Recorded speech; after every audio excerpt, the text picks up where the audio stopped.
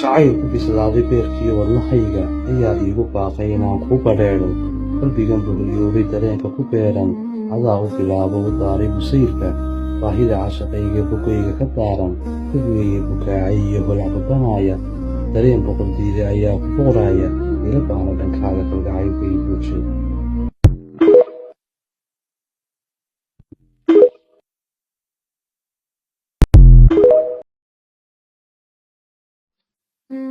jacaylku bislaaday beerkii wadnahayga ayaad iigu baaqay inaan kuu badheedho